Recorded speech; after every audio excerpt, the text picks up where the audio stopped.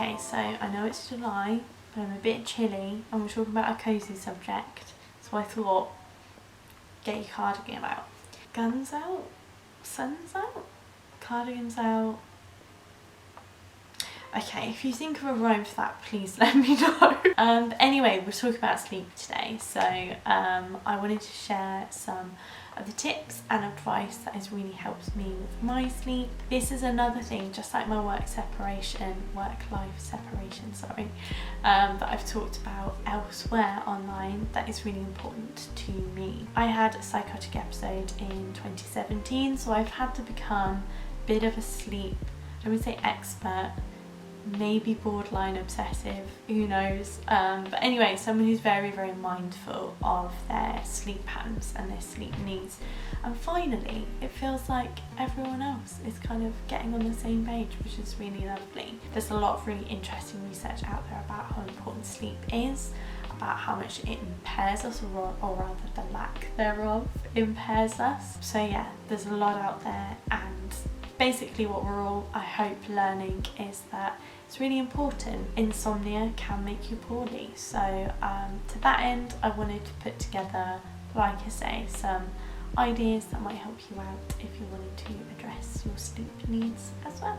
My first tip is to find some sort of white noise that can help you to block out the sounds while you are sleeping. So we live in a really lovely flat, but it's very noisy in our building, so I was very quick to try and figure out a way of blocking out the sounds from around us, and white noise in the form of rain sounds was what I went for. So I have an Alexa. I don't support Amazon, but I do have an Alexa still, and that is how I play my rain sounds currently. If you are someone who doesn't have one but has maybe a remote speaker, rather than having your phone in your room, which of course you could do, but I personally don't recommend, that is one of the tips. Like I say, you could use a Bluetooth speaker or similar just to try and make sure that there is some kind of sound that could help you out if you're really, really struggling. I have it every night, even if there's not background sounds. It's very, very calming for the brain, and it does have physiological or psychological, I don't know which one it is. I was even going to say psychiatric. For someone that talks about mental health or not, I should probably have figured these out by now, but we're all on a journey. So yeah, but anyway, it does have reactions within your brain, so definitely worth looking into. Highly recommend, as I always say, highly recommend.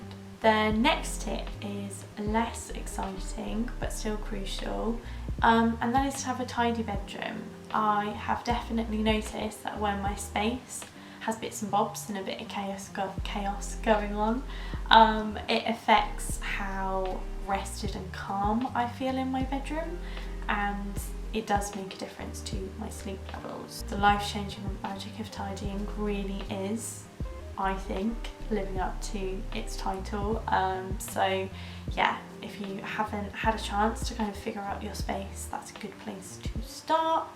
And yeah, certainly I recommend having a declutter, finding spaces for all of your possessions. Those were really key for me. But yes, definitely making sure your space feels tidy, I think, makes a massive difference. No work in bed. No work in bed whatsoever. Definite no to working in bed. If you work from home, if you're self-employed, this is something that I think can sound like a great idea if you've not had the experience of seeing it all go wrong. I have tried this. I had what I thought was a genius idea in what I kind of called my bed desk. The bed desk was a terrible idea because it meant that instead of associating my bed with like rest and again with calm, it had become jumbled up in like this stressful space, whereas all of the guidelines sort of out there say that your bed should just be a place where you sleep as much as possible. Ideally the same with your bedroom, but absolutely as a no-no, work doesn't belong where you rest. So no work, no laptop at any stage, late at night on worky stuff. You can watch your YouTube videos, maybe, but a definite no to wetting in bed. No phone in your bedroom. I mentioned that just now, but I want to reiterate, you have many reasons not to have your phone in your bedroom. I certainly find that it's just too easy to think, oh, I've just thought of this, I need to look it up, or someone replies to that message, I'll just check. And I think there are really, really great things about technology and about our phones. I'm a big fan of mindfulness apps, meditation apps, so much out there that does a world of good. But I have seen so much difference from having a charging spot in the corner of our kitchen. So it is never in here. It was one of the hardest habits I've ever had to break, but it's one that has paid dividends again and again, and is one that I really recommend, not just for sleep, but also for mindfulness in general. So helping you feel connected, helping you feel less reactive in your life. I think it is a must, I really do. Dim the lights in your house. So melatonin is the sleep hormone. So it is the chemical that gets released in your brain to signal to your body that it's winding down, it's night time, get ready to rest. Melatonin is disrupted, funnily enough, by light. So I definitely recommend just dimming your overhead lights, maybe turning all of them off but having lamps on, but slowly signalling to your brain that it is time to switch off and get ready for bed. Melatonin is disrupted especially by blue light. So downing devices makes a massive difference, and in general, just having the house as dark as possible will make a massive difference. Schedule sleep on your laptop to kick in. So I have a MacBook. I'm not sure if it's an option on other devices, you'll have to let me know. But on my Mac, it lets you schedule when sleep should kick in. So for me, it's 10:30, and it is a very good cue to my brain that, hey, you need to get off it. I definitely am not perfect with using screens at night time. I've just got in a habit of using my laptop at night, which never was the case, but that at least is a little prompt for me that, hey, you've been on the internet for a while, it's time to switch off. So yeah, definitely have a look if it's available on your device. Medication. Medication is massive.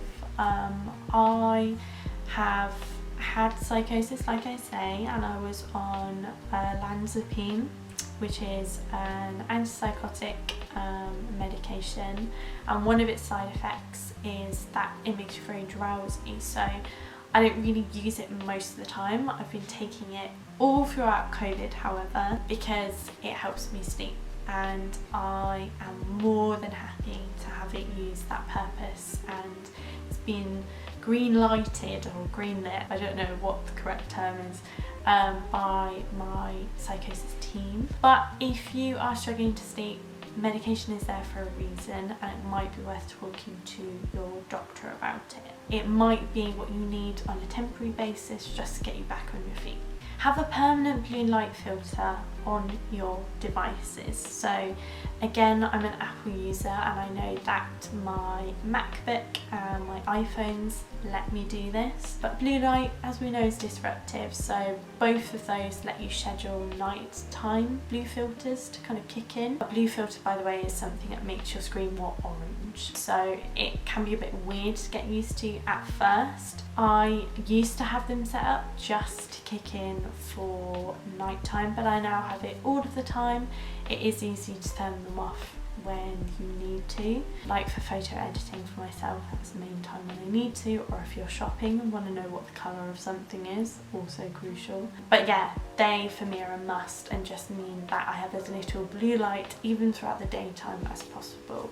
Wind down time. Make sure you've got a bit of time throughout your evening when you know you're doing sleepy activities that will help you relax. So I love having chats and like phone calls, but I know that they don't serve me if they're right before bed. They tend to like pep me up and wake me up. So I try and make sure that for me it's being in my room, watching something or reading a book, just to signal to my brain that it's time to relax. It's certainly something I would encourage you to start building in as a habit and to honour for yourself and see as important if you don't yet already. Have a brain dump.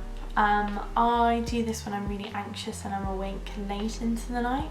I will just make a big numbered list of, don't even have to number it, just a big list of all of the thoughts that are churning around my mind and have just been in my head all day. So no judgment, no questioning of them, they're literally just there to be jotted down and to help you not hold on to them and feel like you're trying to remember or trying to process, or you're being upset by lots and lots of things at the same time. And I find that usually writing something down makes it feel less powerful, and it just clears my mind in the biggest way. So if you're up late at night and you haven't done that before, it is a tip that nearly always works for me.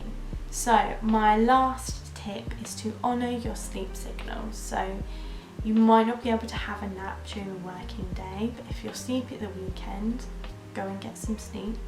And if you feel sleepy in the evenings, even if there's something you want to watch, respect what your body is telling you and get some shut-eye, even if it's just for a little bit during an afternoon. To me, that helps my body kind of understand and listen to its sleep signals, and it just helped me get in touch and be more intuitive about when I need to sleep. And there we go. I hope you enjoyed these tips. Please let me know if you have any of your own. Like I say, I think sleep is so valuable, so the more we talk about it, the better off all of us are. And thank you so much for watching. Take care, and I will speak to you again very, very soon.